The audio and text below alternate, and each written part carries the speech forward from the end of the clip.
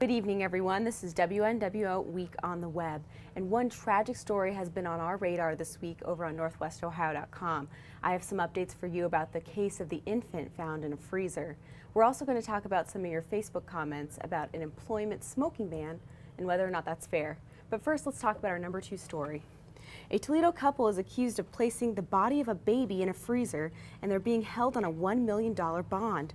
Kanisha Pruitt and Antonio Cervantes have been charged with 1 count each of child endangerment. Head over to northwestohio.com to read the full story. And that leads us into our number 1 story of this week. Landlord finds dead baby in freezer. And this was discovered on Friday when the East Toledo landlord was cleaning out the property and found the infant's body. As I said in the last story, this is the couple that has been charged with child endangerment, and that was all pending an autopsy report, which was also released this past week, and they found that the baby had indeed was born after a full-term pregnancy, and that the baby was at least 2 days old before it was placed in the freezer. Now, the official cause of death is still pending those tests, and police are now investigating this as a homicide. So we'll give you more updates on northwestohio.com. But let's go ahead and switch gears to our Facebook page, and this is our most popular post this week. We asked you, is it right to deny someone employment simply because they smoke?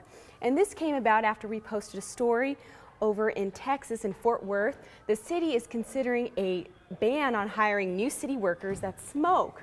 And so some of the officials that are defending this say it would make the city a healthier place, it would reduce health care and insurance costs, and that's kind of the big thing there.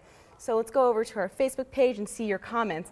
Rebecca said, so next, will they not hire someone with diabetes, high blood pressure? I understand banding on their property. That's it.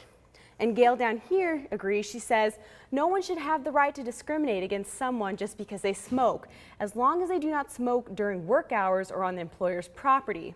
What they do in their own personal time, in their own home, etc., is their business and should have no bearing on their intelligence, workability, and job performance. But Amy down here, she agrees. She says, yes, yes, and yes. It is time to take a stand against tobacco. It is the cause of multiple and lethal health problems.